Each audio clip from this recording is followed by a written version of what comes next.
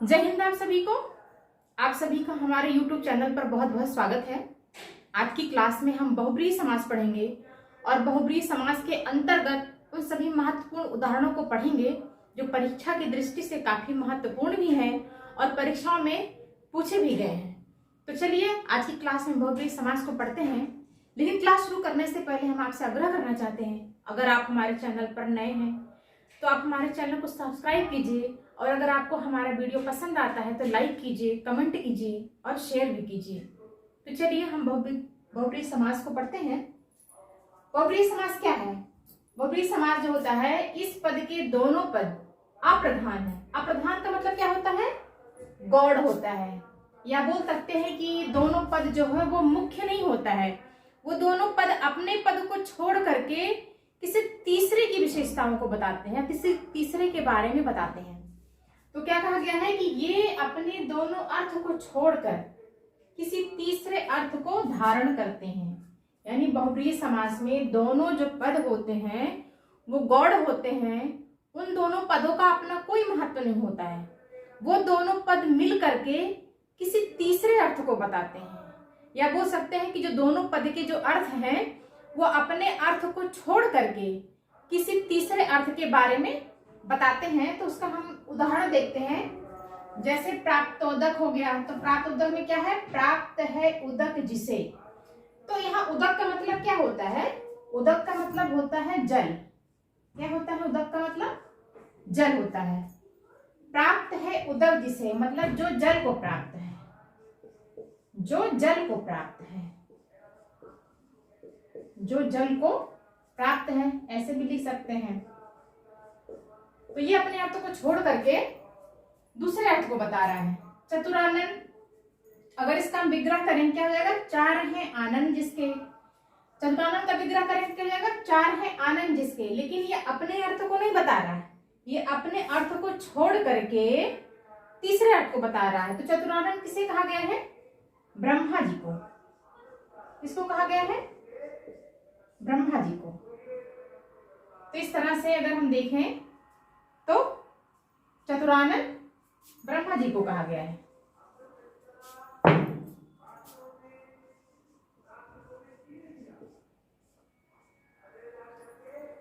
पीतांबर, पीत मतलब पीला हो गया, अंबर का मतलब होता है वस्त्र, यानी कि पीतांबर मतलब पीला है वस्त्र जिसका। तो पीले वस्त्र को धारण करना श्री कृष्ण के लिए कहा गया है पीतांबर। यहाँ किसके बारे में कहा गया है? कृष्ण के बारे में। तो ये पद क्या है? अपने पद, ये अपने अर्थ को छोड़ करके तीसरे अर्थ के बारे में बता रहा है। और हाँ, हम आपको ये बता दें, बहुब्रीहि समास की जो सबसे खास पहचान है वो है पर्यायवाची। अगर आपको कहीं भी पर्यायवाची शब्द दिख जाता है तो आप ये जान लीजिएगा कि वो बहुब्रीहि समास के अंतर्गत आ रहा है। और दूसरा जो है, जैसे प्राप्तोदक है, चतुरानन है, पीतांबर है, सतखंडा, जितेंद्रिय, निर्धन, चतुर्भुज, मिठभोला, अगर इस तरह के शब्द आते हैं, अगर आप उसमें ऑप्शन में बहुब्रीहि समास और कर्मधारय समास दिया जाए तो भी जो है आप कंफ्यूज मत होइएगा। अगर बहुब्रीहि समास है तो बहुब्रीहि समास लगाइएगा, अगर ऑप्शन में कर्मधारय समास है तो कर्मधारय समास लगाइएगा। लेकिन अगर ऑप्शन में दोनों देता है, कर्मधारय भी और बहुब्रीहि, तो क्वेश्चन ही अपने आप में गलत माना जाएगा। क्योंकि बहुब्रीहि और कर्मधारय समास जो होते हैं वो दोनों के उदाहरण एक दूसरे से मिलते जुलते हैं। बस कर्मधारय समास का फर्क इतना होता है, कर्मधारय समास के जो दोनों पद होते हैं वो अपने ही अर्थ को धारण किए हुए होते हैं, और बहुब्रीहि समास के जो दोनों पद हैं वो अपने अर्थ को छोड़ करके किसी तीसरे अर्थ के बारे में बताते हैं। यही बहुब्रीहि समास और कर्मधारय समास की पहचान है। तो आगे देखते हैं। जैसे सतखंडा है, सात है खंड जिसमें, तो सात खंडों वाला क्या होता है? महल। यहाँ महल के बारे में बताया गया है, महल। जितेंद्रिय, जीती है इंद्रियां जिसने, जिसने इंद्रियों को जीत लिया है, तो ये हनुमान जी का पर्यायवाची होता है। यहाँ को पर्यायवाची ही मिलेंगे। जितेंद्रिय मतलब किसके लिए कहा गया है? हनुमान जी के लिए कहा गया है।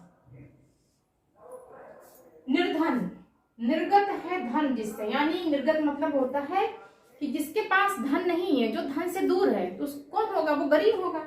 यहाँ गरीब के बारे में कहा गया है।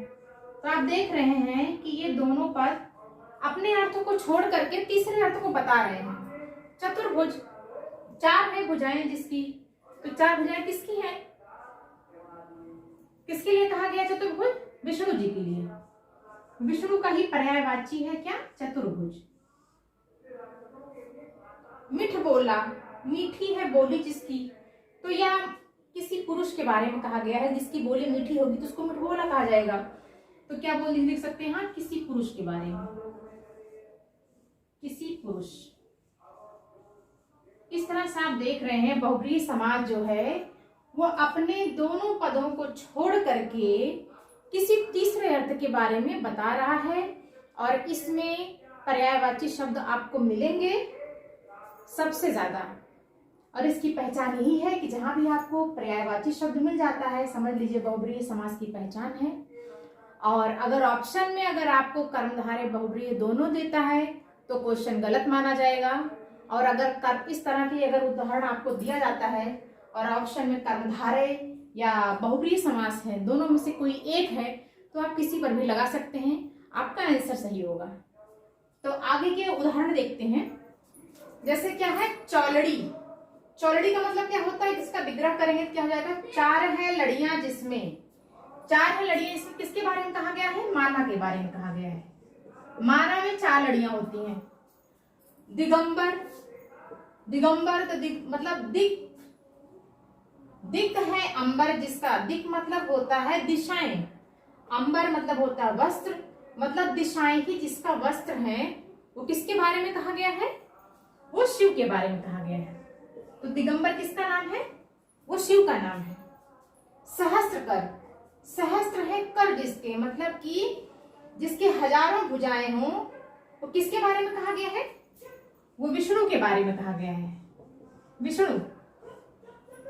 गोपाल, वह जो गौ का पालन करे, तो उसको कहा गया? गोपाल। गोपाल किसका नाम है? कृष्ण का नाम है। तो यहाँ कृष्ण के बारे में कहा गया है, क्योंकि उनके पास तो हजारों गैया थी, इसलिए उनको कहा, उनका नाम एक क्या पड़ गया था? गोपाल पड़ गया था। दश मुख, दश है मुख जिसके, तो 10 मुख किसके थे? रावण के थे। तो यहाँ रावण के बारे में कहा गया है, दशमुख हो गया। या अगर होता दशानन, तो किसको कहा है? दशानन भी अगर होता तो भी रावण के बारे में कहा जाता है। लंबोदर, लंबा है उदर जिसका, तो लंबोदर किसको कहा गया है? गणेश को, गणेश के बारे में कहा गया है लंबोदर। वज्रदेह, वज्रदेह जिसकी, यानी वज्र के समान जिसका शरीर है, तो वज्र के समान किसका शरीर माना जाता है? हनुमान जी का। तो यहाँ हनुमान लिखेंगे। शांति प्रिय, शांति है प्रिय जिसे, तो शांति प्रिय किसको कहा जाता है? विष्णु जी को। तो किसके बारे में कहा गया? विष्णु जी को शांति प्रिय कहा जाता है। तो इस प्रकार से हम देख रहे हैं बहुब्रीहि समास में, बहुब्रीहि समास का जब हम विग्रह करते हैं तो जब विग्रह करने पर ये दोनों पद आपस में अपने अर्थ को ना दर्शा करके किसी तीसरे अर्थ के बारे में बता रहे हैं। तो ये सब बहुब्रीहि समास के उदाहरण हैं, और भी कुछ महत्वपूर्ण उदाहरण हैं, हम उनको भी देख लेते हैं। शूल पाणी है, तो इसका विग्रह करेंगे तो क्या हो जाएगा? शूल है पाणी, पाणी मतलब हाथ, जिसके हाथ में शूल है यानी कि त्रिशूल है, उसको क्या बोलेंगे हम? शूल पाणी। किसको कहा गया शूल पाणी? शूल पाणी जो है वो शिव जी को कहा गया है। किसको कहा गया है? शिव जी को कहा गया है। वीणा पाणी, वीणा है पाड़ी में, यानी वीणा है जिसके हाथ में, किसके लिए कहा गया है? वो सरस्वती के लिए कहा गया है। किसके लिए? सरस्वती के लिए कहा गया है। चंद्रभाल, चंद्र है भाल, भाल का मतलब होता है मस्तक, तो जिसके जो है मस्तक पर चंद्रमा विराजमान है, वो किसको कहते हैं? वो भी शिव जी को ही कहते हैं। यहाँ शिव लिखेंगे। चंद्रवदन, चंद्र है वदन पर जिसके, मतलब जिसका शरीर चंद्रमा के समान है, तो किसके लिए कहा गया है? ये दुर्गा के लिए कहा गया है। चंद्रवदन दुर्गा का पर्यायवाची होता है। अंशुमाली, जिसकी माला अंशु है, अंशु मतलब क्या होता है? किरणें, तो किसके लिए कहा गया है? ये सूर्य के लिए कहा गया है। किसके लिए? सूर्य के लिए कहा गया है। गिरिधारी, गिरि मतलब क्या होता है? पर्वत, यानी पर्वत को धारण करने वाला, तो पर्वत को किसने धारण किया था? कृष्ण ने धारण किया था, इसलिए उनका नाम क्या पड़ गया था, गिरधारी पड़ गया था। तो यहाँ किसके लिए कहा गया, कृष्ण के लिए, तो यहाँ हम कृष्ण लिखेंगे। घनश्याम, जो घन के समान श्याम है, तो ये भी किसके लिए कहा गया है, ये भी कृष्ण के लिए कहा गया, क्योंकि कृष्ण का पर्यायवाची घनश्याम होता है। त्रिलोचन, तीन जिसके लोचन है, तो किसके तीन आंखें हैं, लोचन मतलब क्या होता है, आंखें होती हैं, तो किसके तीन आंख हैं, शिव जी के, तो शिव जी का ही पर्यायवाची क्या है, त्रिलोचन। तो यहाँ क्या लिखेंगे, यहाँ शिव लिखेंगे। इस प्रकार से हम देख रहे हैं कि जिनके भी पर्यायवाची, जिन लोगों के नाम पर्यायवाची हैं उन्हीं का जिक्र हुआ है। इसलिए हम आपको बार बार बोल रहे हैं कि बहुव्रीहि समास में अगर आपको कोई पर्यायवाची शब्द मिल जाता है और उसमें पूछ लेता है कि कौन सा समास है, तो आप उसमें पर्यायवाची लगा सकते हैं। सॉरी, अगर कौन सा समास पूछता है, अगर पर्यायवाची किसी चीज का दिया हुआ है, तो आप उसमें क्या लगा के आएंगे, बहुव्रीहि समास लगा के आएंगे। तो इस तरह से और भी उदाहरण है, उनको भी देख। जैसे पतझड़ हो गया, पतझड़ क्या है, जिसमें झड़ते हैं पत्ते, तो इसको किसके बारे में कहा गया है, विशेष ऋतु के बारे में कहा गया है। किसके बारे में, विशेष ऋतु के बारे में। एक ऋतु होता है ना पतझड़ का, तो एक विशेष ऋतु के बारे में कहा गया है। और ये मेघनाद है, जिसका नाद मेघ के समान है, तो यहाँ क्या लिखेंगे, रावण पुत्र। क्या लिखेंगे, रावण पुत्र, रावण पुत्र के बारे में कहा गया है ये। फिर है विषधर, विष को धारण करने वाला, तो विष को धारण करने वाला कौन होता है, तो यहाँ सांप लिखेंगे, सांप। फिर है षडानन, जिसके षड, षड मतलब क्या होता है, छह, षडानन, षडानन मतलब जिसके 6 मुख हैं। किसके बारे में कहा गया, कार्तिकेय के बारे में। किसके बारे में कहा गया है, कार्तिकेय के बारे में कहा गया। कार्तिकेय को ही षडानन कहा जाता है।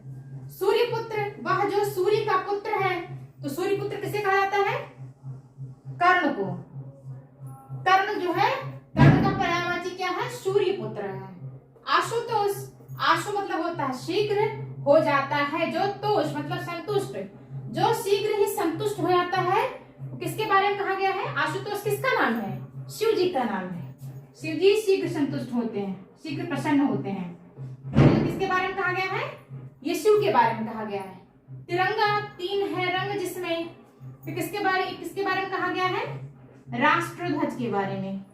राष्ट्रध्वज, राष्ट्रध्वज के बारे में कहा गया है।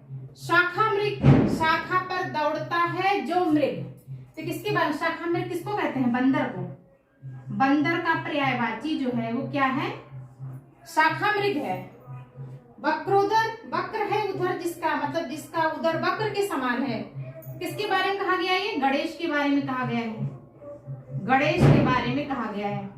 इस प्रकार से हमने देखा इन सब का जो भी विग्रह होता है, विग्रह होने के बाद जो अर्थ हमको मिल रहा है, वो इस सब का क्या है, पर्यायवाची है। तो यही जो है बहुव्रीहि समास की पहचान है। आगे भी कुछ और उदाहरण हैं, उनको भी देख लेते हैं।